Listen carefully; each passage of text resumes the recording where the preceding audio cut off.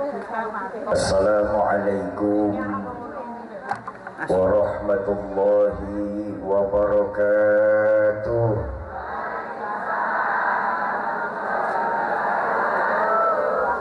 Alhamdulillahilladzi khalaqal mauta wal hayata liyabluwakum ayyukum ahsanu amala. Wassalatu wassalamu ala sayyidina Muhammadin Mustafa wa ala alihi wa ashabihi ahlus sidqi wal wafa, amma ba'd. Qala Allah ta'ala fil Qur'anil Karim wa huwa asdaqul qailin. A'udzu billahi minasy syaithanir rajim. Bismillahirrahmanirrahim.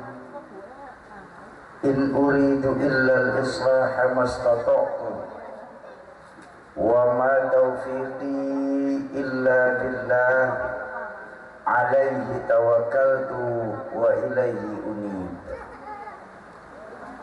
Wa qala Rasulullah sallallahu alaihi wasallam, man arada dunya fa'alaihi bil ilmi wa man arada al akhirah fa'alaihi bil ilmi wa man aradahuma fa'alaihi bil ilmi. Sadaqallahul azim wa sadaqa rasulul karim.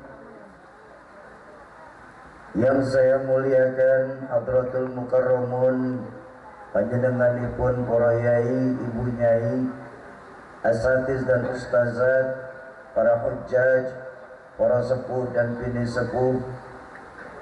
Wabil khusus untuk Ketua DKM Masjid Uswatun Hasanah Al-Mukarram Ustaz Haji Muhammad Abdul Wahid,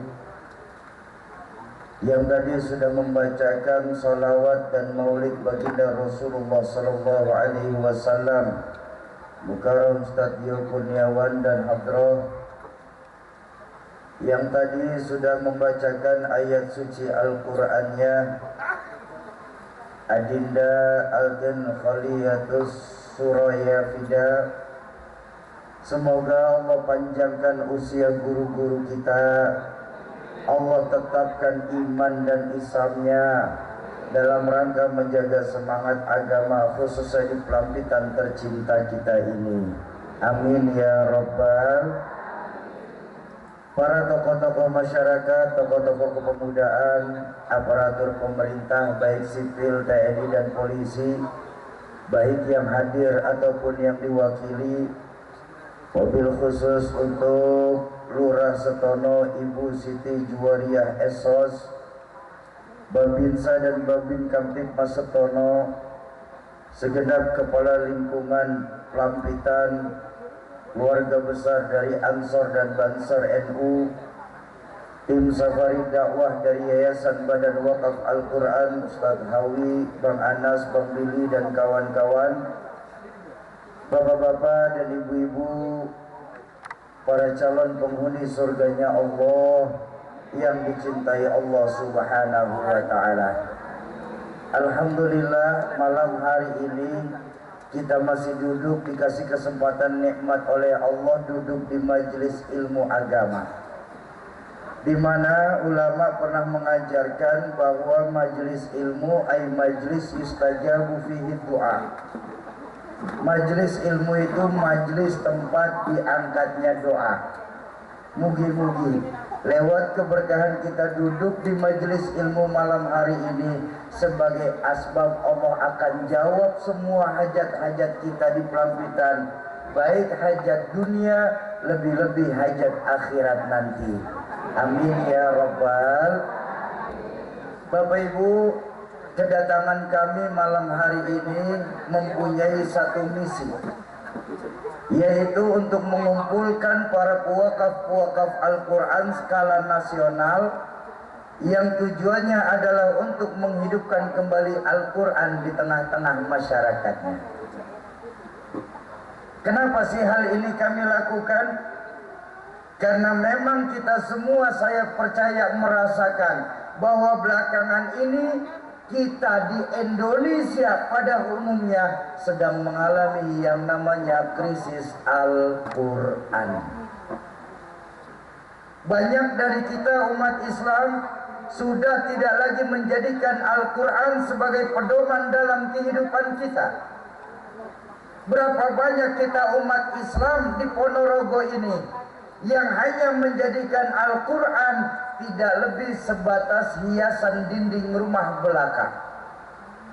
Dan minta maaf, minta ridho, berapa banyak dari kita di Setono tercinta ini yang hanya menjadikan Al-Quran tidak lebih sebatas mahar pernikahan saja. Ya Pongge. Selepas akad nikah dengan dalih penghormatan terhadap Al-Quran, Al-Qurannya ditaruh di tempat yang tertinggi, untuk diambil pun susah lagi. Kapan kira-kira Quran bisa turun ke tengah-tengah masyarakat Islamnya? Biasanya menjelang Ramadan. Ada apa tidak yang seperti itu di sini?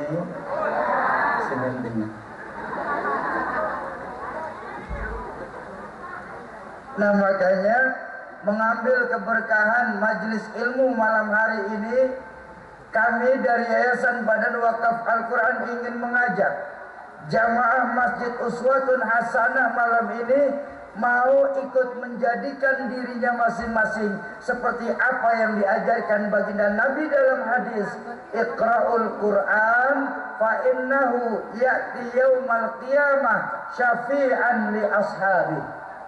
Baca itu Al-Quran, masyarakat di Setono, karena semua Al-Quran yang kita baca nanti di hari kiamat akan datang memberikan pertolongan kepada para sahabat-sahabat Al-Quran. Bersyukur kita di Pelampitan ini Allah menjadikan sahabat Al-Quran bukan hanya satu, tapi Allah menjadikan sahabat Al-Quran ada 3 jenis. Siapa? Ayo kita lihat. Mudah-mudahan kita salah satu dari 3 jenis sahabat Al-Quran ini. Amin. Siapa sahabat Al-Quran? Pertama, sahabat Al-Quran itu man hifzul Quran. Mereka yang mampu menghafal Al-Quran dan menjaga hafalan Al-Qurannya sampai kematian menjemput mereka. Syauki, ada apa Bu? Alhamdulillah di keluarga kami belum ada yang bisa menghafal Al-Quran. Tapi mudah-mudahan nanti di masa yang akan datang anak keturunan kami di Setono ini bisa menghafal Al-Quran. Amin. Apakah kami masih termasuk sahabat Al-Quran, Sauki?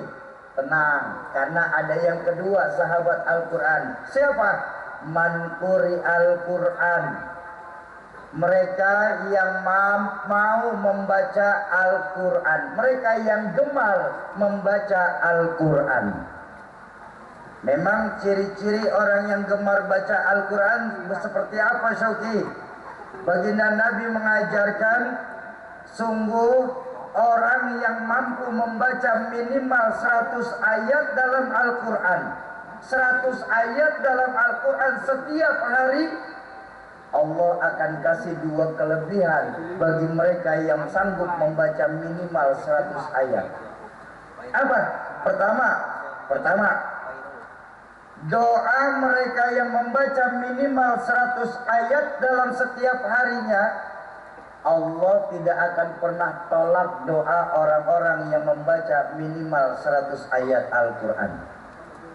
Dan yang kedua, mereka yang membaca minimal 100 ayat sudah menggugurkan haknya Al-Quran dalam kehidupannya. Jadi, ada apa Bu? Alhamdulillah kami di Setono ini baca Al-Quran sih, baca Alhamdulillah. Walaupun cuma malam Jumat saja, itu pun Yasin lagi Syauki. Apakah kami masih berhak untuk menjadi sahabat Al-Quran? Kalau memang di antara kita masih belum mampu menghafal Al-Quran, masih belum sanggup membaca Al-Quran minimal 100 ayat setiap hari, maka mulai malam hari ini jadikan masing-masing dari kita untuk menjadi sahabat Al-Quran yang ketiga. Siapa? Man uhiyal Quran. Mereka yang mau menghidupkan kembali Al-Quran di tengah-tengah masyarakatnya. Makanya malam hari ini kami ingin mengajak jamaah Masjid Uswatun Hasanah mau ikut. Sebentar, Mas, minta tolong efeknya diturunin sedikit. Sound system efeknya turunin dikit, terus sound monitornya juga diturunin. Iya. Tes sedikit lagi. Tes. Iya. Sampai mana pula tadi ngomong? Tes efek. Nah makanya kami dari Yayasan Badan Wakaf Al-Quran berharap malam hari ini jamaah Masjid Uswatun Hasanah mau ikut aktif menjadi sahabat Al-Quran, minimal menghidupkan kembali Al-Quran di tengah-tengah masyarakatnya. Insya Bapak Ibu, sebentar lagi akan ada tim kami yang mengitarkan kotak infak. Tapi jujur, saya lebih baik jujur malam hari ini di hadapan Bapak Ibu sekalian, daripada nanti di yaumil hisab saya akan mendapatkan pertanyaan tambahan dari Allah tentang infak malam ini, Pak. Tujuan infak ini bukan untuk Al-Quran, tapi tujuan infak ini adalah mutlak untuk membantu meringankan safari dakwah kami bersama Al-Quran selama kami hadir di Provinsi Jawa Timur ini. Karena memang alhamdulillah kedatangan kami dari 8 hari yang lalu sampai malam hari ini di Ponorogo tidak atas sponsor dari perusahaan manapun, juga tidak atas budi baik dari pejabat manapun. Sebab kami dari yayasan bertekad program Al-Quran ini harus benar-benar dari umat, maka insya Allah manfaatnya pun akan terasa langsung kepada umat itu sendiri. Nah makanya Bapak Ibu, malam hari ini kami ingin mengajak Bapak Ibu, Bu, mau ikut membantu meringankan safari dakwah agama Allah untuk Al-Quran? 20 orang. Ini kan banyak ini, lebih dari 20. Mau untuk membantu meringankan safari dakwah agama Allah untuk Al-Quran? Alhamdulillah. Bawa duit? Pinten? Oh, enggak apa-apa. Alhamdulillah. Sudah dibantu pun kami alhamdulillah. Karena memang kami hadir dari masjid satu ke masjid yang lain tidak mengenakan biaya apapun kecuali siapkan saja jamaahnya. Jadi yang mau bantu meringankan safari dakwah ini biar mempercepat saja, tolong siapin dulu duitnya. Yang nggak bawa duit malam ini boleh pinjem dulu sama sebelahnya. Nek kalau duit nggak gawat, mau pinjem rodo isin, handphone boleh, handphone taruh sana. Bercanda. Ayo sambil kotak infak lewat, sama-sama kita bersolawat kepada baginda Nabi. Semoga lewat keberkahan dari solawat ini Allah akan jawab, Allah akan akui kita sebagai umatnya baginda Rasulullah Sallallahu Alaihi Wasallam. Allahumma salli wa sallim wa barik alaih. Ya Rabbi bil Mustafa baligh maqam waghfir lana ma maqaya wasi'an. Ayo sama-sama. Ya Rabbi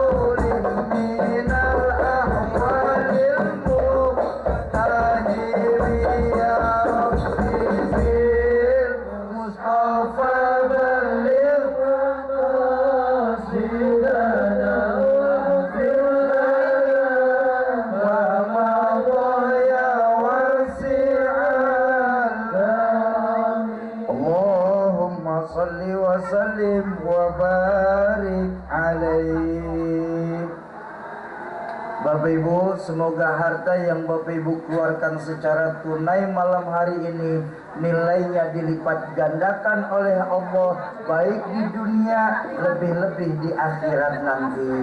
Amin ya Rabbal. Bapak Ibu jamaah ma'asyiral muslimin dan muslimat yang berbahagia, berhubung sudah jam 7 lewat 2 jam setengah, 3 jam setengah sudah, maka yang enak langsung masuk gigi 2 saja. Setuju?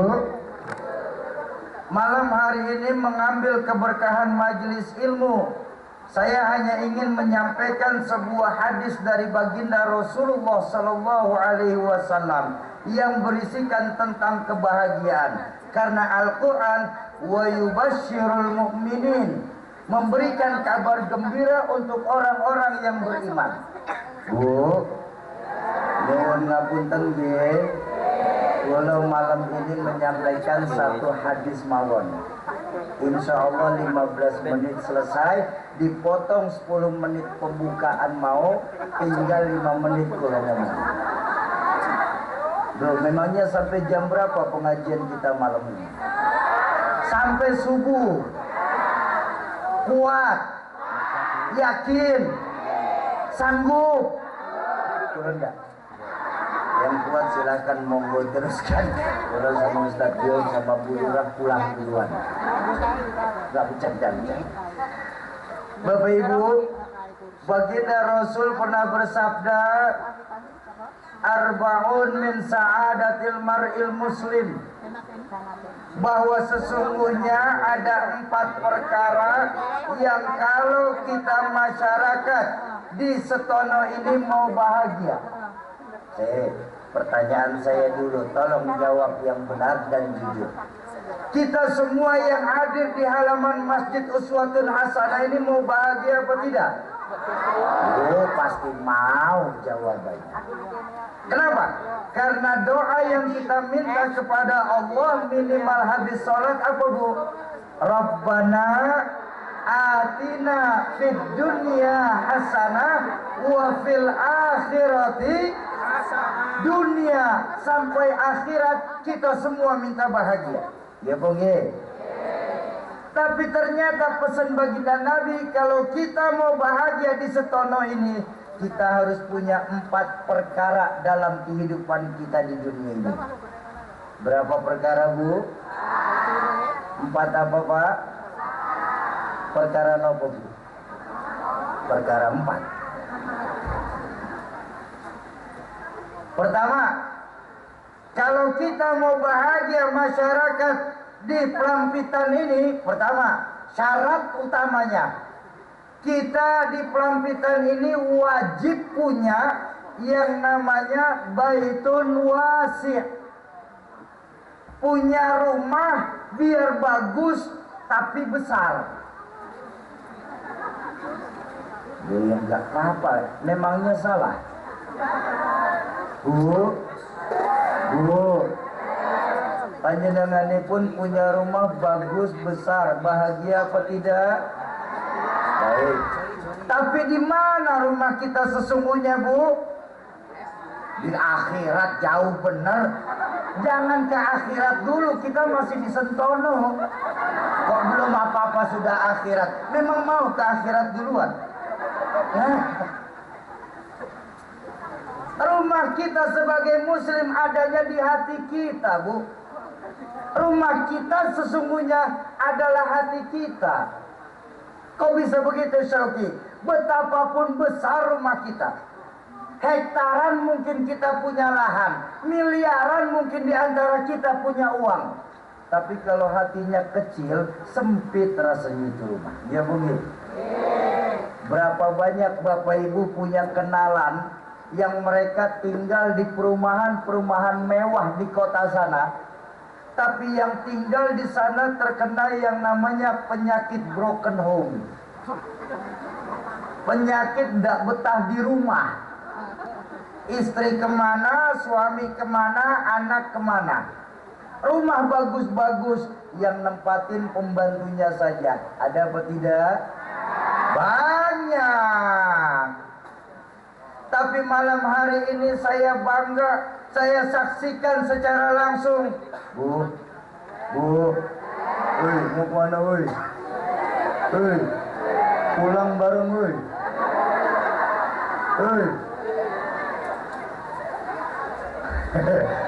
Panitia minta tolong tutup aja gerbangnya biar nggak ada yang keluar. Tadi katanya sampai pagi. Bapak Ibu, malam hari ini izin Bu Lurah, malam hari ini saya saksikan langsung betapa saya bangga dengan saudara-saudara saya di Pelampitan ini. Rumah walaupun kecil, alhamdulillah punya. Alhamdulillah. Walaupun rumah kita di sini masih masuk golongan pemerintah, rumah yang RSSS, SSSS, SSSSSSS. Rumah yang sangat-sangat sederhana sekali, sampai-sampai selonjoran saja pun susah. Tapi karena saudara saya di Pelampitan ini hatinya luas, besar, saya yakin rasanya itu rumah.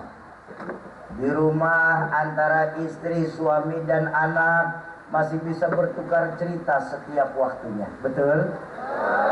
Di rumah masih ada yang mau membaca Al-Quran. Di rumah masih ada yang bersenandung sholawat. Di rumah ketika ada tetangga yang membutuhkan pertolongan langsung dibantu.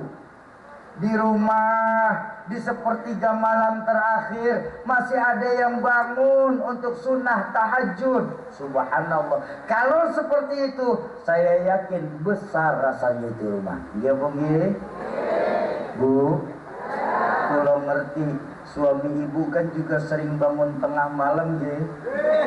Ngapain? Bikin repot malaikat.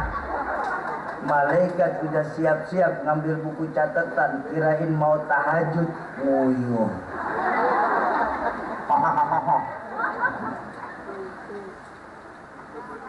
Mana ada Syauki, rumah sempit hati luas. Oh maaf, ayo kita lihat. Baginda Rasulullah Sallallahu Alaihi Wasallam, sejarah mencatat rumah beliau tidak lebih dari 3 kali 4 meter saja, Bu. Enggak lebih dari 3 kali 4 meter. Tanya diri kita malam hari ini. Mungkin saya percaya ada di antara para jamaah malam ini yang 3 kali 4 meter baru ukuran kamarnya saja. Oke? Rumah baginda Nabi total semua luasnya hanya 3 kali 4 meter saja. Bahkan dalam riwayat diceritakan ketika beliau sedang sunat tahajud di kamar beliau, istri beliau Sayyidatuna Aisyah sampai melipat kakinya supaya baginda Nabi bisa sujud. Tapi lihat, dari rumah yang 3 kali 4 meter tersebut keluar sabda beliau yang sangat dahsyat mengajarkan kita umat Islam. Apa? Baiti jannati, rumah tanggaku laksana surga bagiku. Kenapa? Hatinya Nabi luas. Ini kadang-kadang yang bikin celaka di Pelampitan ini, sudah rumah numpang hati sempit. Kiamat sudah itu. Itu terkena 2 penyakit kata orang tua kula, Rahmatul Abrar Yazidudin MZ. Itu kena 2 penyakit, susah melihat orang senang, senang melihat orang susah. Bu, orang yang kena 2 penyakit ini insya Allah tidak bisa gemuk, Bu. Beneran ini.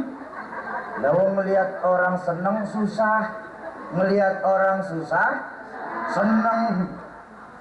Gak boleh melihat tetangga dari jalan raya nenteng plastik Indomaret, meriang. Bawa ke puskesmas, sampai puskesmas dapat kabar temennya beli motor baru, diimpus. Coba bayangkan kalau temennya beli sawah, mungkin bisa mati mereka. Tersiksa oleh perasaan. Makanya syarat utama dari baginda Nabi, kalau kita mau bahagia, kita harus punya hati yang luas. Merasa cukup atas apa yang Allah berikan kepada kita. Tidak mudah ngiri atas apa yang sudah Allah berikan kepada orang lain, Bu. Ngiri, ini penyakit bahaya, Bu. Coba bayangkan, itu baru ngiri.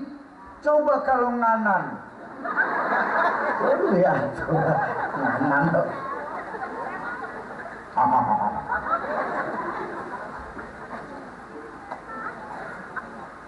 Nah makanya kalau nyuwun ngapunten nggih, belakangan ini kita di Setono ini lebih sering mengkhawatirkan penyakit jasmani, tapi kita sering lupa ngobatin penyakit rohani.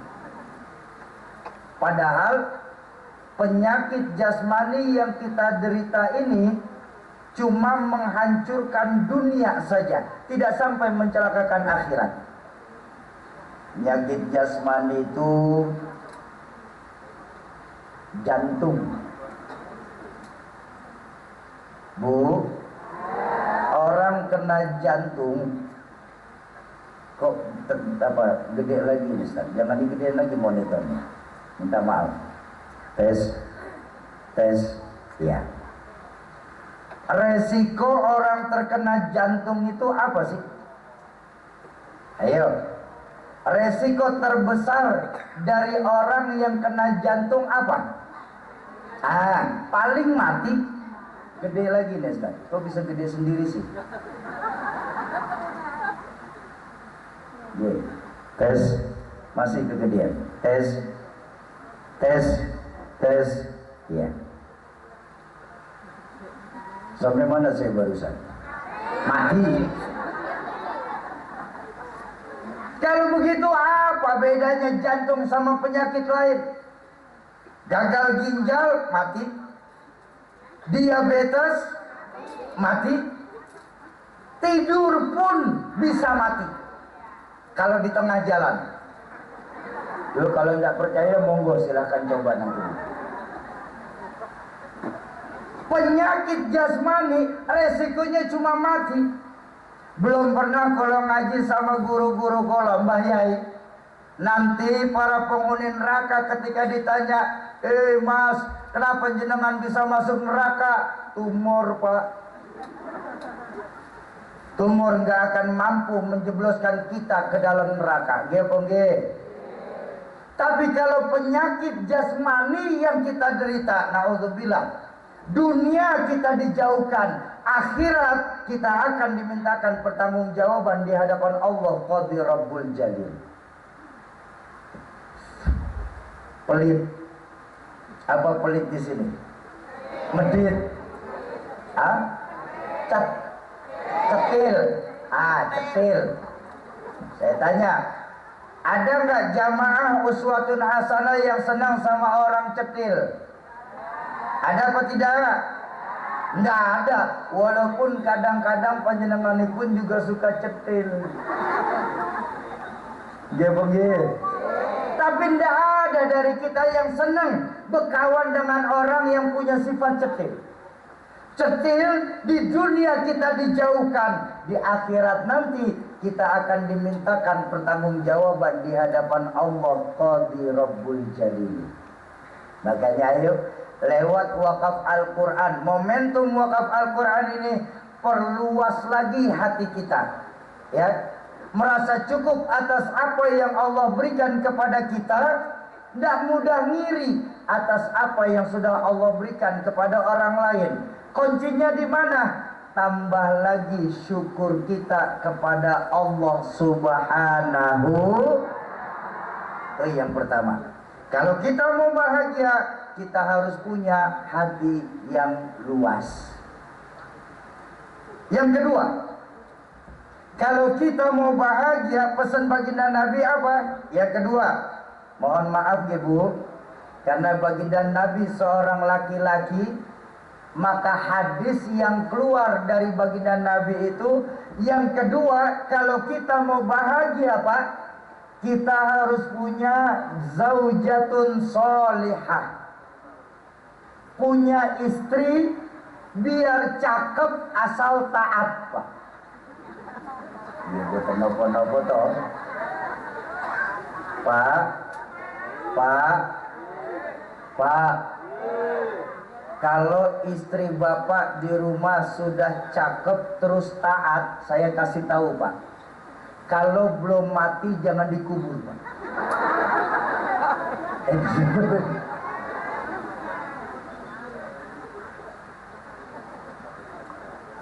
Bu,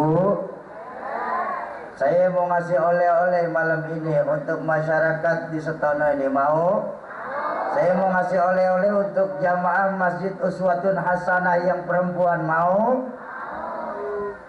Oleh-olehnya adalah sebuah kalimat yang diajarkan oleh Sayyidina Umar bin Khattab. Bu,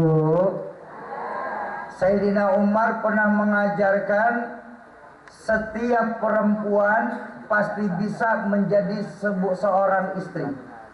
Setiap perempuan pasti bisa menjadi istri.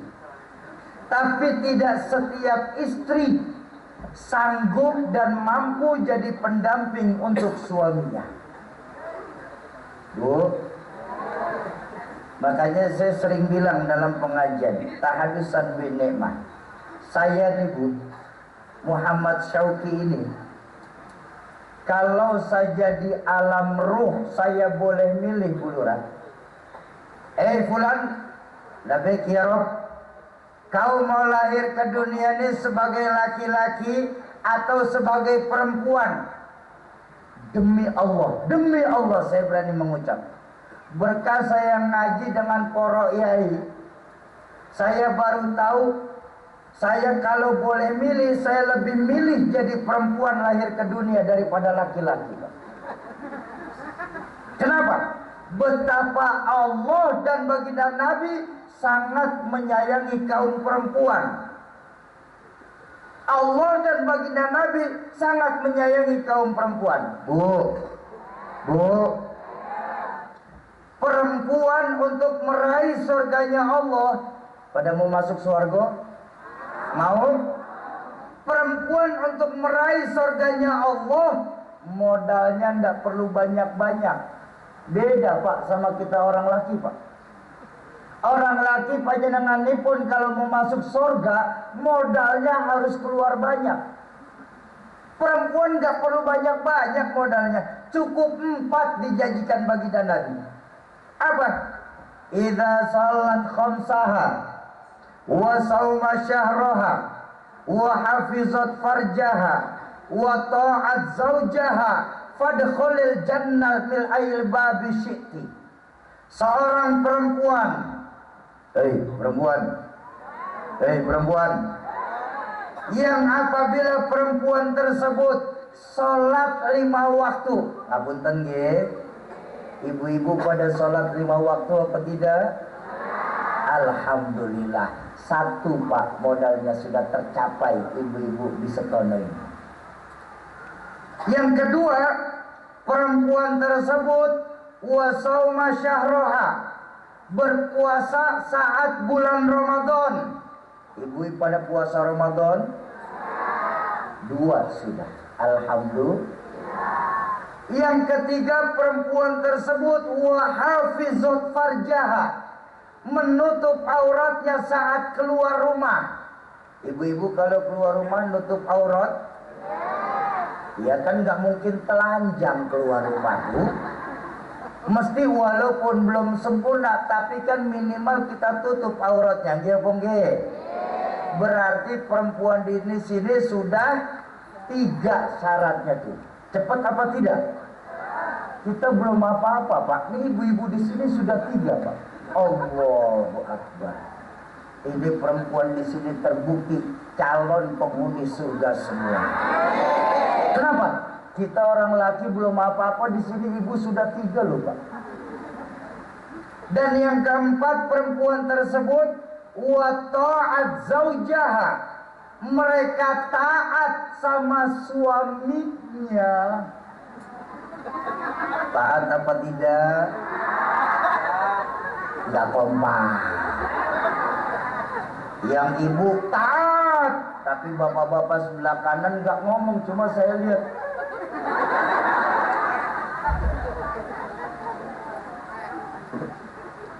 Bu, perempuan yang punya 4 modal ini, jaminan baginda Nabi apa? Fadkhulil jannata min ayyil babi syi'ti. Silakan kalian perempuan yang punya 4 modal ini masuk pintu surga yang mana kalian hendak masuki. Kira-kira mudah apa susah? Mudah, nek kalau ngomong. Bu, taatnya seorang istri kepada suami dalam Islam niku hukumnya wajib, selama tidak untuk bermaksiat kepada Allah. Kenapa? Karena dalam Islam perempuan itu swarga manut, neraka patut. Selama tidak untuk bermaksiat kepada Allah, maka perempuan wajib taat kepada suami. Kok begitu, Syauki? Nggak adil sekali. Bukannya nggak adil di sini, nilai ibadah. Karena perempuan yang paling hebat dalam kacamata Islam, mereka yang ridho dan ikhlas berapapun pemberian dari suaminya. Bu, perempuan yang hebat dalam kacamata Islam, mereka yang ridho dan ikhlas berapapun pemberian suaminya. Ibu, tapi Pak, jangan pura-pura tidak dengar, Pak. Karena laki-laki yang paling hebat dalam kacamata Islam, mereka yang royal dan boros kepada istrinya, Pak. Ini baru seimbang. Maaf Pak, ini sekarang bapak-bapak saya ngomong. Pak, kita kan orang laki lebih sering egois sama istri kita. Nggih apa nggih, Bu?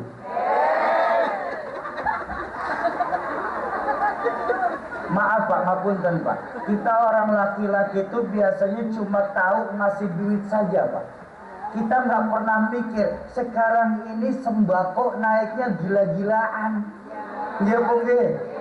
Apa sekarang yang nggak naik, yang turun cuma harga diri akhir-akhir ini. Loh, nggak percaya. Ini kadang-kadang suami kan begitu, sudah ngasihnya pas-pasan, minta makannya yang enak-enak. Dasar laki-laki.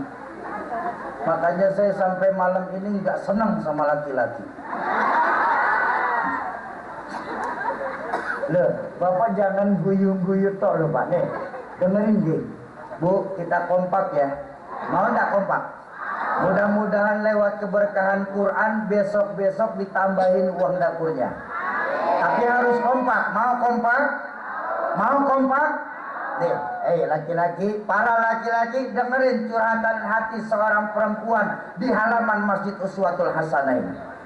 Bu, listrik naik apa tidak?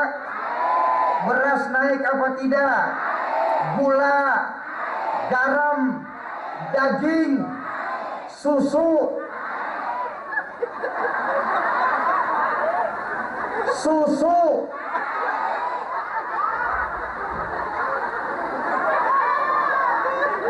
Ini harga nggak pernah kompak Pak. Tapi saya yakin dan saya percaya kaum perempuan di sini insya Allah soleh dan solehah. Amin ya rabbal alamin. Makanya sekali lagi saya tegaskan, ini kaum perempuan ini harusnya sangat berterima kasih kepada baginda Rasul. Kok begitu Syauki? Karena jujur Bu, baginda Nabilah yang mengangkat harkat dan derajat kaum perempuan di dunia ini. Dulu sebelum baginda Nabi hadir di dunia ini, nasib perempuan itu menyedihkan dan memilukan. Sebelum Islam ada, nasib perempuan itu menyedihkan dan memilukan. Bahkan ada seorang sahabat, Sayyidina Umar bin Khattab, itu mempunyai kebiasaan sholat yang agak unik. Sayyidina Umar kalau sholat agak unik. Begitu salam, Assalamualaikum warahmatullahi, Assalamualaikum warahmatullahi. Sayyidina Umar itu beda sama yang lain. Ketika salam ke kanan, Sayyidina Umar tersenyum dengan gembira. Begitu menoleh ke kiri, Sayyidina Umar berurai air mata nangis. Sampai Sayyidina Ali heran. Ya Umar, ada apa nih? Kok sholatmu ini aneh sendiri dibanding yang lain Umar? Aneh kenapa nih?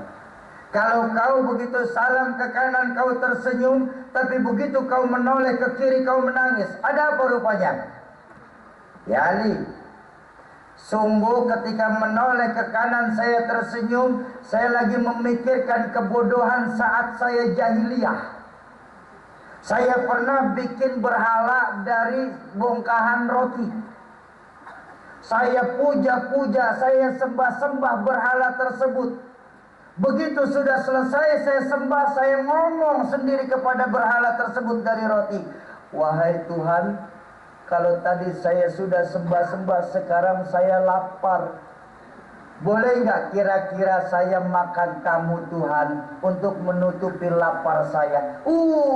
Ali, begitu gagah saya saat jahiliyah, sampai Tuhan pun saya makan. Lalu kalau kau menoleh ke kiri, kenapa kau menangis Umar? Saya juga memikirkan masa jahiliyah saya, ya Ali. Saya pernah punya seorang anak perempuan Ali. Bagaimana dengan tangan saya kubur hidup-hidup anak perempuan saya. Menyesal saya bertobat. Mudah-mudahan tobat saya dijawab oleh Allah Subhanahu. Sayyidina Umar karena memiliki anak perempuan sebelum Sayyidina Umar masuk Islam, sampai dikubur hidup-hidup. Kenapa? Karena perempuan ketika belum ada Islam sangat menyedihkan nasibnya. Seolah-olah perempuan dilahirkan hanya untuk melahirkan. Tapi tengok ketika baginda Nabi hadir ke dunia ini, beliau tersenyum melihat kaum perempuan saat itu. Keluarlah sabda beliau yang paling dahsyat untuk mengangkat harkat dan derajat kaum perempuan. Apa? An-nisa imadul bilad. Perempuan itu tiangnya negara. Kalau baik perempuan, baik negara. Kalau rusak perempuan, hancur negara. Maka perempuan bisa setara, nanti akan jadi di dalam surga kaum perempuan.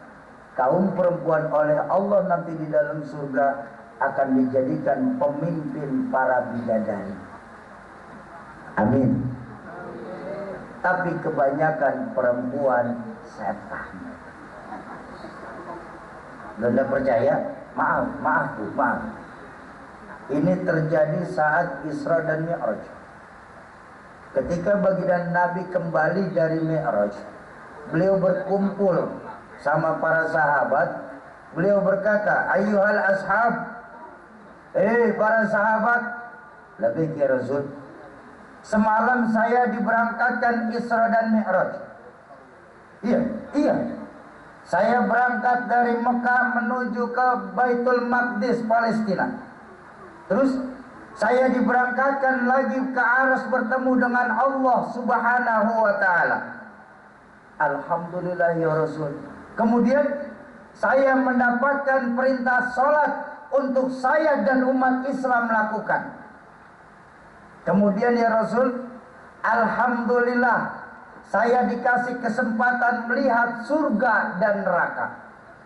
Begitu mendengar kalimat surga dan neraka, ada sahabat bertanya, "Izin ya Rasul, biarkan saya bertanya. Ada apa fulan?" "Ya Rasul, benar engkau dikasih kesempatan melihat neraka?" "Iya." "Saya ingin tanya ya Rasul, siapa ya Rasul yang paling banyak menghuni neraka saat itu ya Rasul?"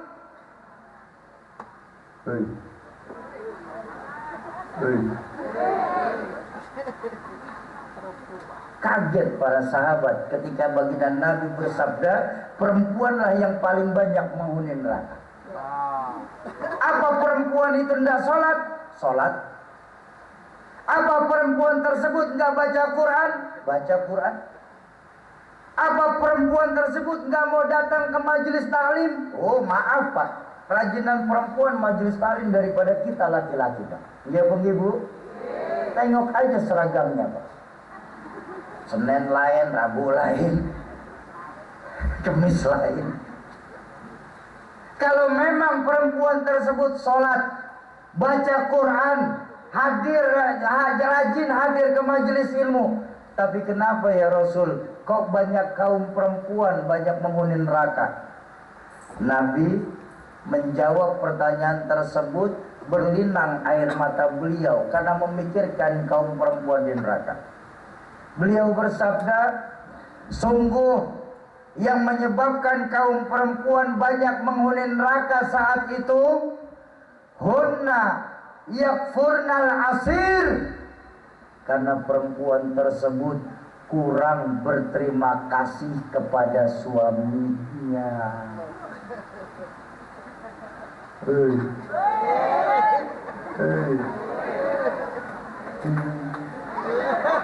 Tapi ini saya cerita, sekarang ini perempuan Jakarta yang kayak begitu di Jakarta. Kalau di sini sih insya Allah sama.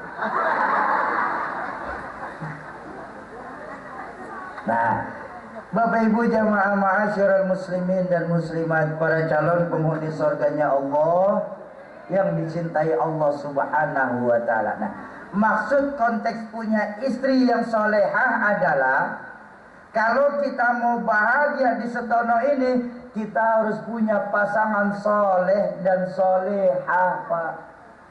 Kenapa? Dengan menjadikan diri kita pasangan yang soleh dan solehah ini, insya Allah akan melahirkan generasi-generasi muda yang soleh dan solehah juga di setono ini, insya. Makanya Bu, tugas ibu itu lumayan berat Bu. Baginda Nabi itu mengajarkan tugas perempuan itu al-bai al-umu madrasatul ula. Pesantren pertama buat anak-anak kita itu adalah orang tua, terutama ibu. Sampai untuk urusan perempuan, baginda Nabi sampai mengulang-ulang, ya Rasulullah, ya, Siapa orang yang paling harus saya taati ya Rasul? Ibumu. Ini bukti baginda Nabi sayang dengan kaum perempuan. Lalu siapa lagi setelah itu ya Rasul? Ibumu. Kemudian siapa lagi ya Rasul? Ibumu. Setelah itu siapa lagi ya Rasul? Bapakmu. Kita kalah hitungan, Pak.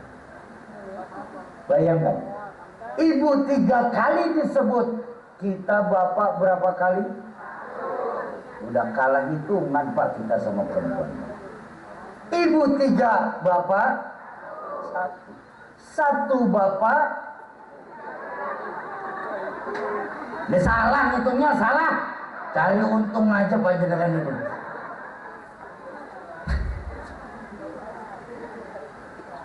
Ayo, jadikan diri kita masing-masing sebagai orang tua, sosok yang soleh dan soleha di hadapan anak-anak kita. Karena baginda Nabi mengajarkan, kullu mauludin yuladu 'alal fitrah. Setiap anak yang dilahirkan ke dunia ini terlahir dalam keadaan suci. Fa'abawahu yahudiyan, nasraniyan, au majusian. Maka orang tuanya lah yang akan menjadikan ini anak sebagai seorang Yahudi, Nasrani, ataupun Majusi. Kita orang tuanya. Sampai pepatah Arab pernah mengajarkan saking pentingnya kita menjadi sosok soleh dan soleha.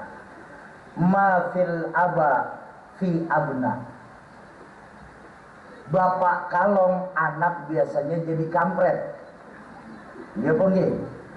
Kalau bapak nyolong, anak ikutan nyopet. Fotokopi itu bagaimana asli, Pak? Jangan pernah kita berharap punya anak yang soleh dan soleha. Kalau kita orang tua sendiri tidak bisa bersikap soleh dan soleha di hadapan anak-anak kita. Mimpi, mohon maaf, saya berani berkata, mimpi kita di Setono ini, di Pelampitan ini, punya generasi muda yang Qurani. Sedangkan panjenengan ini pun sedoyo gak senang baca Quran di hadapan anak-anaknya. Dan maaf, saya minta maaf, jangan berharap masjid uswatun hasanah akan dipenuhi oleh anak-anak muda sholat berjamaah kalau saja kita orang tua enggak mau bawa anak kita untuk sholat berjamaah di masjid kita. Ini kan sedih melihat masjid kita sekarang. Masjid kita sekarang ini enggak ubahnya seperti museum. Tahu museum? Tahu museum, Pak? Tempat penyimpanan barang-barang antik. Yang isi masjid uswatun hasanah rata-rata 50 tahun ke atas, Pak. Barang antik, apkiran gitu.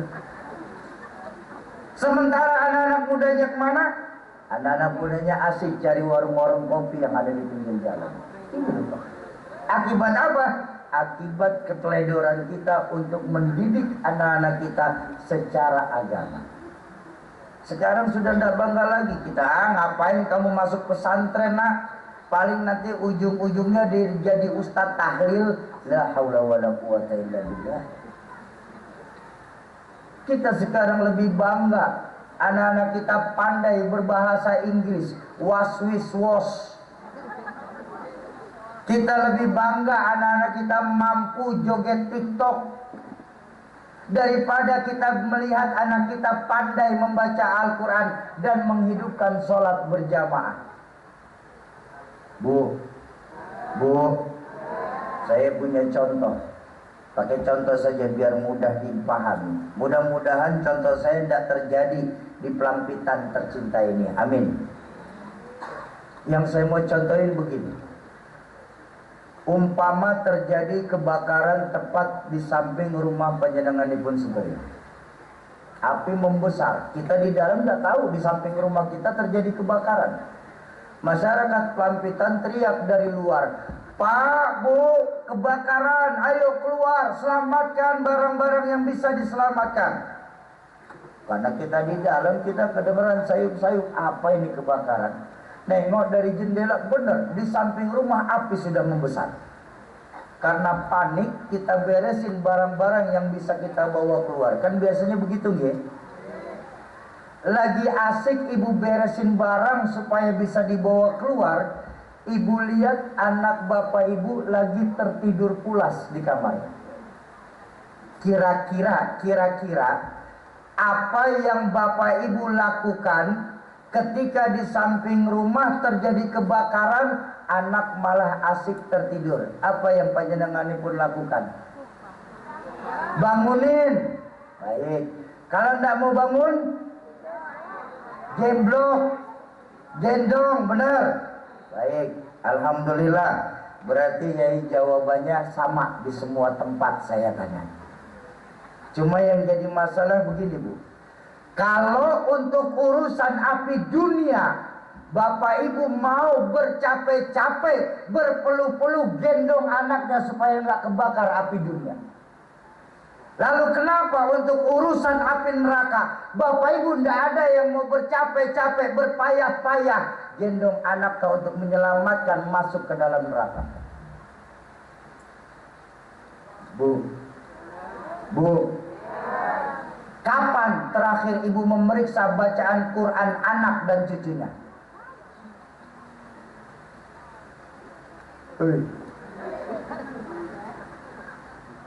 Kapan bapak sholat berjamaah di uswatun hasanah, anak cucu beriring sejalan dengan bapak?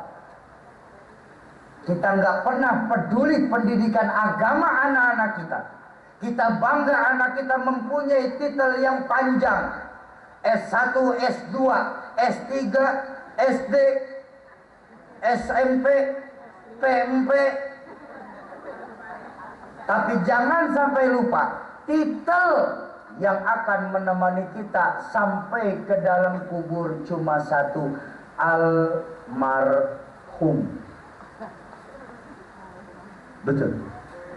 Makanya tadi hadisnya diputar dalam video saya sebut, idza mata ibnu adam in qata'a amaluhu illa salasin. Kalau anak cucu Adam meninggal dunia, terputus semua amaliannya kecuali 3. Ilmu yanfa, shadaqatan jariyah, wa waladun shalih ayyad'ulah. Ilmu yang bermanfaat, sedekah yang diterima, dan doa anak soleh yang mendoakan orang tuanya ketika meninggal dunia. Tapi sekali lagi saya berhusnuzon bahwa insya Allah bapak ibu yang hadir malam hari ini di halaman masjid, insya Allah adalah orang tua yang soleh dan solehah. Amin ya Rabbal. Mudah-mudahan nanti dia masa akan datang, generasi-generasi muda Pelampitan dan Setono ini pada umumnya akan menjadi generasi-generasi muda yang Qurani. Amin ya Rabbal. Itu yang kedua. Ya, kalau kita mau bahagia, kita harus punya pasangan yang soleh dan solehah. Yang ketiga, kalau kita mau bahagia, pesan baginda Nabi, yang ketiga, kita harus punya di dunia ini misbahun munir, punya lampu yang terang. Apa lampu kita? Neon, lampu dunia. Patromat, cahaya dunia. Lilin, pelita dunia. Lampu yang benar-benar kita butuhkan nanti adalah lampu dan cahaya yang akan menerangi alam kubur kita. Misbahun munir di sini ay amalun katsir, amal yang banyak. Kenapa sebabnya? Karena amal kita itu nanti yang akan nerangin alam kubur kita. Bu, ngapunten nggih, minta maaf, minta ridho nggih. Nih, semua nih panjenengan sedoyo nih. Maaf. Yang hadir di halaman ini malam ini nih semua nih. Nih calon-calon jenazah.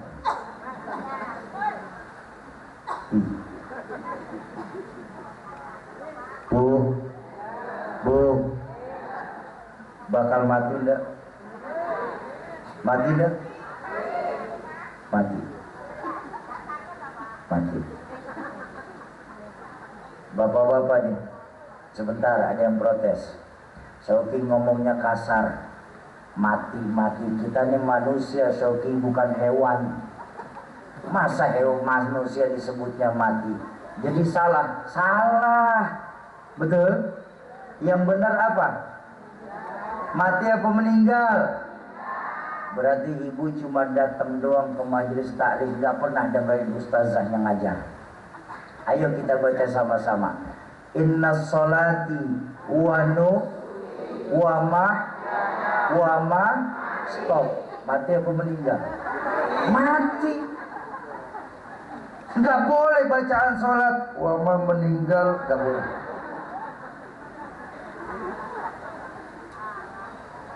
Semua kita cuma sebatas perantau di bumi Allah ini. Semua kita. Namanya orang merantau kan mesti pulang, betul?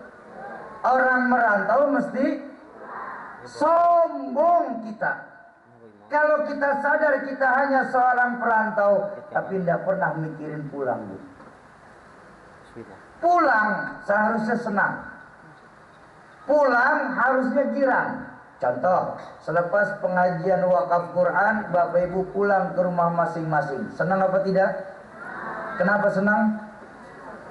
Pulang, bisa tidur, copot kerudung, ganti daster. Bapak-bapak saya bisa ngopi di rumah, betul? Terbukti orang pulang pasti. Dulu waktu masih sekolah, kalau masih ingat, di kelas ada guru galak sekali. Pas pelajaran beliau ada pengumuman dari kepala sekolah, Bapak guru nggak masuk kelas, anak-anak boleh pulang. Hore! Senang apa tidak? Kenapa senang? Pulang. Terakhir, selesai hidup di dunia, kita pulang kepada Allah. Pulang. Senang apa enggak? Nggak konsekuen. Mau bilang senang takut nanti subuh. Apa sih Pak, Bu, yang bikin kita pulang kepada Allah berat? Ada yang ngeganjal di hati. Dua diajarkan orang tua kami, Rahmatul Abror Ki Zainuddin MZ. Pertama, hubbud dunia wa karahiyatul maut. Kita terlalu cinta sama urusan dunia ini, berakar dunia di hati kita. Sehingga timbul saat berpisah, maka pasti percayalah akan terasa berat untuk kita. Bahkan saking beratnya urusan dunia, baginda Nabi itu pernah mendapatkan teguran dari malaikat Jibril alaihissalam. Saking sayangnya malaikat Jibril kepada baginda Nabi ditegur. Tapi ulama sepakat, teguran malaikat Jibril ini merupakan kias, karena pengen negur kita umat Islam. Memang kenapa Syauqi? Baginda Nabi maksum, liyaghfir lakallahu ma taqaddama min dzambika wa ma ta'akhkhar. Hei Muhammad, dosamu yang dulu, yang sekarang, atau yang akan datang, itu pun kalau ada, sudah bebas ampunan dari Allah. Beliau maksum. Nah makanya teguran malaikat Jibril ini adalah untuk kita umat Islam. Memang ditegur apa baginda Nabi saat itu? Ya Muhammad, isma syi'ta fa innaka mayyitun.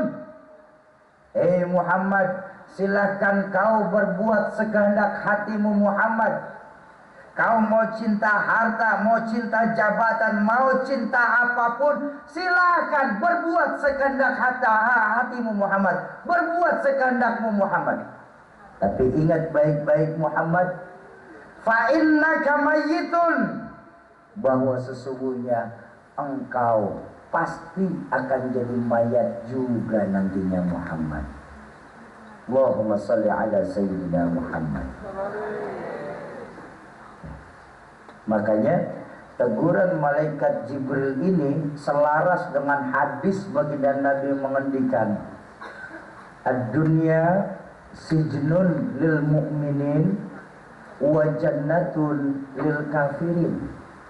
Dunia itu penjara buat kita orang beriman, tapi surganya buat orang kafir. Namanya tinggal di dalam penjara, ada hal, jangankan di dalam penjara. Nah, kita saja di lingkungan warga ada yang namanya rukun tetangga. Betul atau betul? Ada aturan main Pak RT bikin tuh, Pak. Tamu 2 kali 24 jam wajib lapor kepada RT setempat. Tuh, itu aturan. Apalagi kita bicara agama.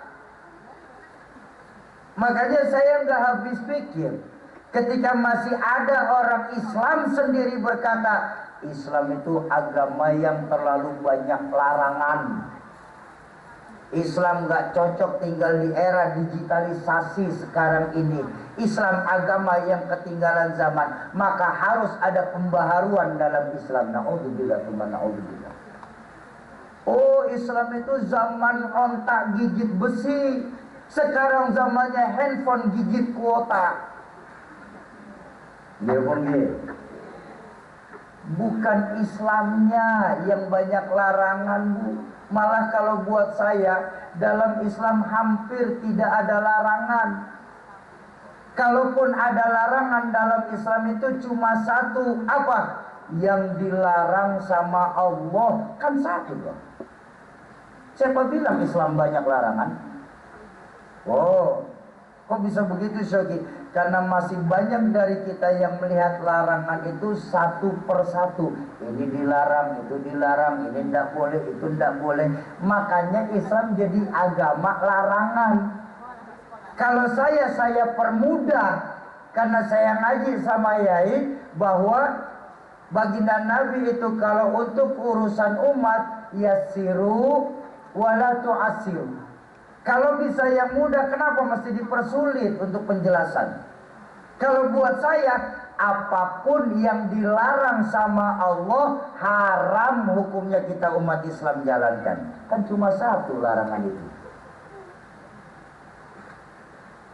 Apa sih yang mau kita rebutin di dunia? Betul? Jangan sampai kita mati-matian. Ini maksud saya. Jangan sampai kita mati-matian untuk sesuatu yang tidak bisa kita bawa mati nanti. Bukannya kita nggak boleh cinta dunia, boleh. Al-Imam Ibnu Athaillah sendiri mengajarkan, ini dunia, ambil yang kalian perlu, nikmati yang boleh. Sebisa mungkin kalian umat Islam jangan sampai gagal di dunia ini. Ya Allah, seolah-olah lewat ajaran Imam Ibnu Athaillah, Islam itu mengajarkan begini. Hei umat Islam, kalian jangan jadi orang yang bodoh. Karena kebodohan pangkal kemiskinan, kemiskinan gerbang awal menuju kekafiran. Jangan sampai kita gagal di dunia ini. Tapi, nah ini loh, seimbangnya Islam ini. Kalaupun kita sampai gagal di dunia, jangan putus asa dari rahmat Allah. Kenapa? Kan kita masih punya akhirat. Ya Bung. Artinya apa? Jangan cara kita mencari dunia saat ini sampai menghancurkan akhirat kita nanti, Bang. Kau bisa begitu, Syauki? Karena Al-Quran mengingatkan kepada kita, walal akhiratu khairul laka minal, akhirat jauh lebih utama daripada dunia beserta isinya. Yang pertama, hubbud dunia, cintai dunia seperlunya, cintai akhirat sepenuhnya. Itu yang pertama ya, yang membuat kita pulang kepada Allah berat. Yang kedua, terakhir, dan ini yang paling utama, apa yang membuat kita pulang kepada Allah itu berat, ragu-ragu semua jawabnya. Yang kedua, karena tidak punya bekal. Betul? Kalau tidak punya bekal kok paksa berangkat, sampai tujuan belum tentu, sengsara di tengah jalan terlihat. Kenapa? Tidak punya bekal berangkat. Saya cuma pegang duit 25.000 rupiah. Pengen saya dengan modal 25.000 rupiah hendak pulang ke Jakarta. Kira-kira sampai apa tidak? Kalau saya paksa berangkat, paling sampai Nganjuk, paling jauh sudah jadi gembel saya. Kenapa? Ya tidak punya bekal berangkat. Betul. Mumpung roh belum berpisah dari jasad, mumpung ladang amal masih banyak yang bisa kita tanam, mumpung pintu tobat masih terbuka lebar-lebar, ayo kita persiapkan diri kita sebelum nanti malaikat Israel menjemput kita. Nah, Bapak Ibu jamaah ma'asyiral muslimin dan muslimat, para calon penghuni surganya Allah yang dicintai Allah Subhanahu wa ta'ala. Makanya atas dasar itu, sebelum saya lanjut lagi, atas dasar itu, malam hari ini kami tawarkan ke hadapan Bapak Ibu investasi dunia dan akhirat dalam hal amaliyah yang paling menguntungkan buat kita. Apa investasi dunianya, Syauki? Mengeluarkan harta di jalan Allah. Keuntungannya apa, Syauki? Keuntungan dari harta yang Bapak Ibu keluarkan, saya pastikan. Tapi yang paling kecil saja yang saya kasih. Mau yang paling kecil? Apa itu, Syauki? Allah pasti berkahkan harta Bapak Ibu sekalian. Kalau berkah harta itu yang paling kecil, Syauki, memang apa yang lebih dahsyat dari berkah harta, Syauki? Oh, banyak. Diberikan kita anak keturunan yang soleh dan solehah. Lalu, Syauki, disehatkan kita dari segala penyakit. Dawu mardokum bis sodakoh. Obati penyakit yang ada di badan kita dengan mengeluarkan sedekah. Tapi yang paling dahsyat, Allah akan kasih kita karunia berupa diringankan rasa sakit sakaratul maut. Tapi saya minta maaf, yang ketiga ini saya nggak berani jamin. Saya cuma menyampaikan saja. Loh, kok begitu, Syauki? Ya, kan sama-sama ada dalam Al-Quran, Syauki. Al-Quran kan sudah menjanjikan ketika sedang mengalami sakaratul maut, roh kita berdoa kepada Allah, Rabbi laula akhartani ila ajalin qarib. Ya Allah, kalau bisa tunda sebentar kematian yang sudah mendekati saya ini, ya Allah, tunda sebentar.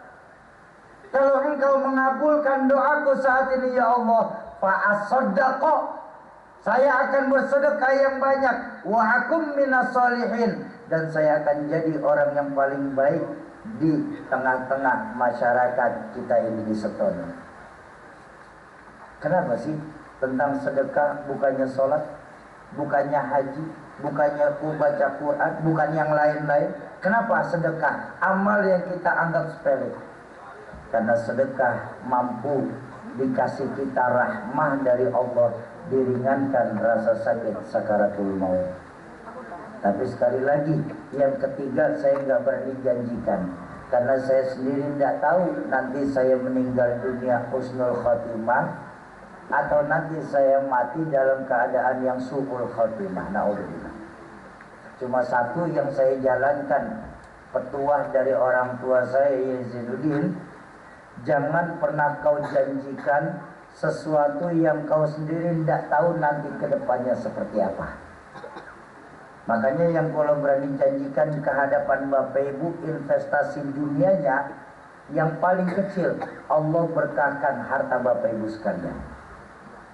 Kok kamu ini berani janjikan? Karena ngapunten Ibu, Bu, makhluk yang ada dan bicara di hadapan Bapak Ibu malam ini adalah makhluk Allah yang hidup cuma berdasarkan dua keberkahan saja. Pertama, keberkahan doa dari orang tua dan guru-guru kula yang hadir. Yang kedua, keberkahan dari sedekah yang kula keluarkan. Oh, begitu ya, Syauki. Iya. Lalu investasi akhiratnya apa, Syauki? Investasi akhiratnya apapun yang Al-Quran Bapak Ibu wakafkan nanti, ketika diterima oleh para penerima wakafnya, saya pastikan bacaannya pasti nyampe kepada Bapak Ibu sampai ke yaumil hisabnya Allah Subhanahu wa Ta'ala. Tapi Syauki, ada sedikit pertanyaan Syauki. Apa Bu? Saya ini nggak ngerti soal wakaf Syauki. Saya tahunya di sini yang umum sedekah. Lagi kamu bahasanya pakai wakaf segala sih. Sudahlah, bahasa yang umum saja. Bilang saja sedekah. Insya Allah sama-sama kok. Kan ujung-ujungnya ngeluarin duit.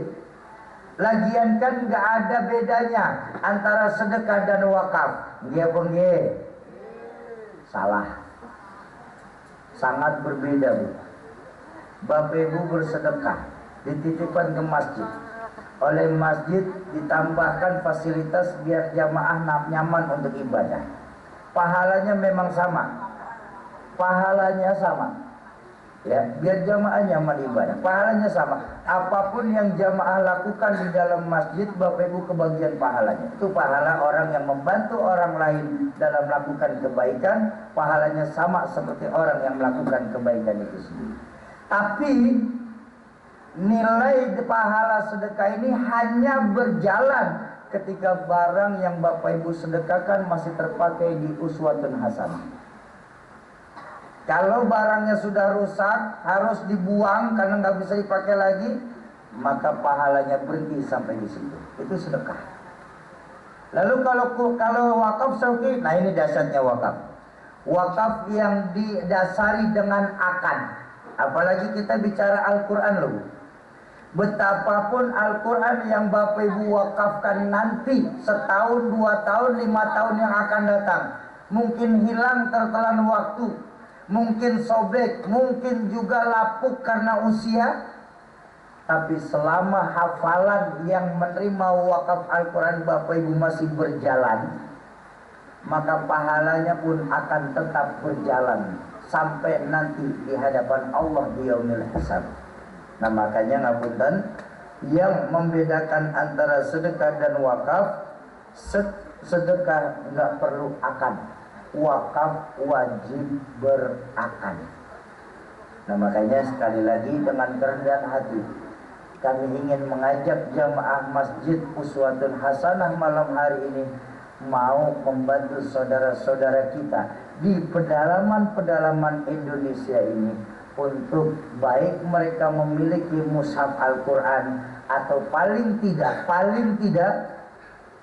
kita menolong saudara-saudara kita di pedalaman memberantas buta huruf hijaiyah di Indonesia ini. Ayo. Caranya bagaimana Syauki? Caranya mudah. Nanti ketika Bapak Ibu mendengarkan penjelasan dari Ustadz Hawi, guru saya Ustadz Hawi, Bapak Ibu yang mau ikut cukup angkat tangan saja.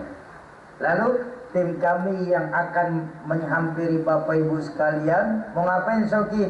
Kami cuma minta 3. Kami catat izin untuk catat nama, nomor telepon, dan niat wakafnya. Setelah itu Syauki, kapan kami tunaikan? Kapanpun ketika Allah sudah kasih Bapak Ibu peluasan rezeki untuk menunaikannya. Sebab malam hari ini kami nggak minta tunai. Malam ini Bu, kami cuma mengajak Bapak Ibu buktikan dahsyatnya hadis Nabi, innamal a'malu binniyat wa innama likulli imri'in ma nawa. Segala sesuatu berasal dari niat dan Allah pasti memberikan apa yang sudah kita niatkan. Makanya lewat keberkahan Al-Quran malam hari ini kami mengajak jamaah Masjid Uswatun Hasanah untuk ikut berpartisipasi dalam berniat wakaf Al-Quran. Bagaimana prosesnya nanti disampaikan oleh guru saya Ustadz Hawi. Saya izin istirahat sebentar saja. Karena insya Allah pengajian kita sampai jam 3 kurang 5 menit. Mau bercanda. Ini cuma 10-15 menit paling lama. Kenapa saya bilang tolong jangan bubar dulu?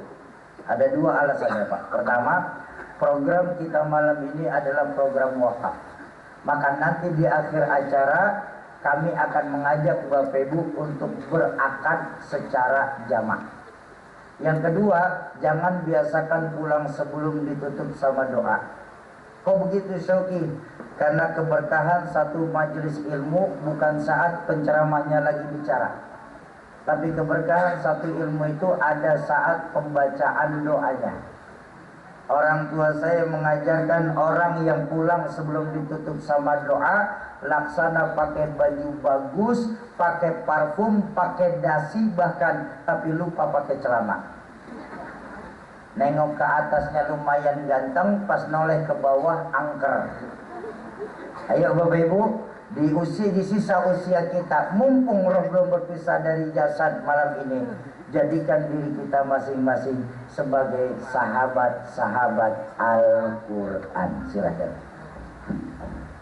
Baik, Bapak sekalian yang dirahmati Allah, kami dari Badan Wakaf Al-Quran yang pertama menyampaikan jazakumullah khairan ahsanal jazak atas patungan sedekah yang insya Allah kita akan tasarrufkan untuk kegiatan safari Al-Quran, dan kalau mencukupi nanti berarti masuk kepada patungan wakaf panjenengan atas nama jamaah Masjid Uswatun Hasanah atau masyarakat Desa Setono.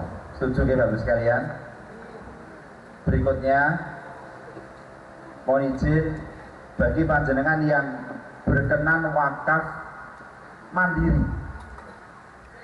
untuk panjenengan piyambak atau satu keluarga boleh satu paketnya di Quran itu nanti kita cetak atas nama yang berwakaf. Satu paketnya adalah 150.000 untuk cetak Quran atas nama yang berwakaf, untuk pengiriman ke pelosok, untuk membantu para dai-dai yang meninggalkan keluarganya mengajarkan Quran di pedalaman-pedalaman.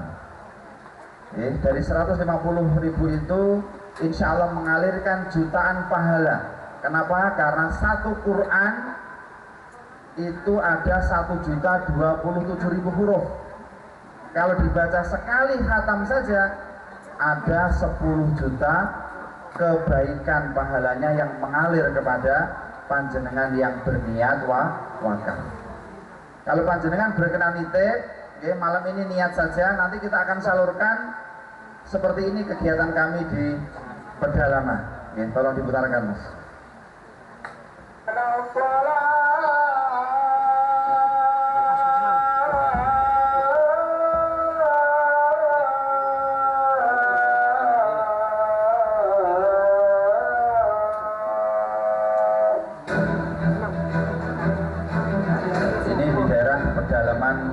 Pedalaman yang kita lakukan karena BWA direkomendasi oleh Kemenang untuk menyiapkan Quran dan pembinaan di pedalaman. Sahabat wakaf semua, saat ini tim BWA bersama Pak Babin akan menuju desa Sungai Lisai. Kita di sana akan distribusi Al-Quran. Sungai Lisai ini merupakan salah satu desa yang ada di pelosok Kabupaten Bogor. Ini pelosok perjalanan tim BWA untuk membagikan Al-Quran ke seluruh pelosok Indonesia.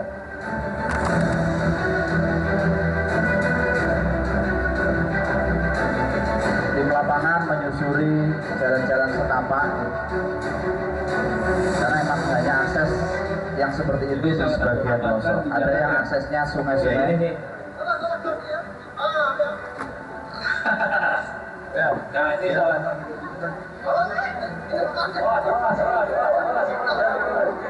akhirnya ini lawan kita jatuh sungai.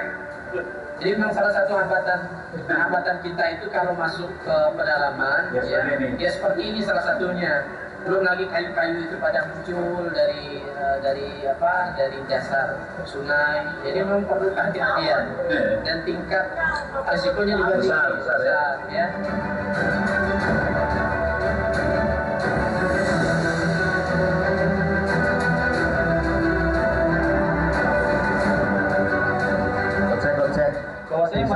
Mengeluarkan biaya sebesar Rp700.000 untuk mendapatkan Al-Quran. Kita lihat kondisinya memang memprihatinkan.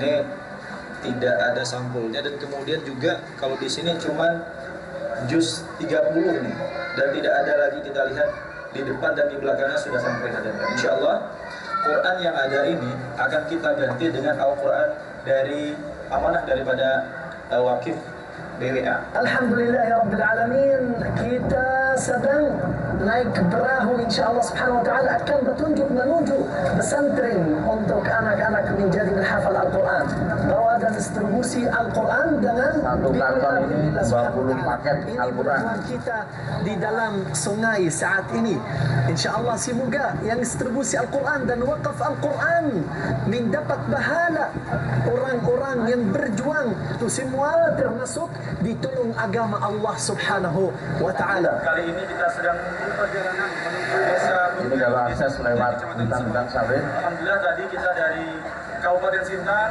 setelah melakukan perjalanan selama 3 jam. Sintang itu kali pedalaman Kalimantan Barat. Seperti para wakil semua lihat, bahwasanya rintangannya yakni jalan yang berlubang. Jadi kenapa Quran di sana mahal? Karena aksesnya. Alhamdulillah, kita Quran bisa mengantarkan hidayah bersahadatlah sungguh pedalaman. Barakallahu fiikum wa fiikum. La ilaha illallah.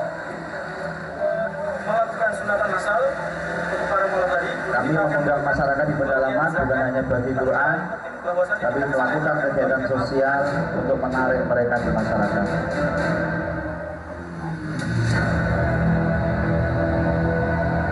Jadi sekalian, sekali lagi jika panjenengan berkenan berwakaf mandiri, ya, satu paketnya Rp150.000 untuk serangkaian kegiatan yang panjenengan persani tadi. Jadi bukan hanya cetak Quran. Ya, di Quran ini cetak dengan standar Kemenak, tasfih dari LPMI, ya, Lembaga Pentasfih Mushaf Al-Quran Kemenak, dan atas nama yang berwakaf, seperti kalau panjenengan berwakaf buku Yasin ya, misalnya. Nah kali ini bagus sekalian ada hadiah khusus spesial yang insya Allah nanti akan diaturakan oleh Al-Mukarram Haji Muhammad Sauki MZ, yakni yang berkenan berwakaf bukan hanya satu paket, tapi berwakaf ya banyak berapa? Mungkin mau wakaf untuk orang tuanya, mungkin mau wakaf untuk mertuanya, mungkin mau wakaf untuk putra putrinya. Ya, kami tawarkan untuk sorban yang diagem Kiai Sauki tadi, mulai dari yang berkenan berwakaf 100 paket Al-Quran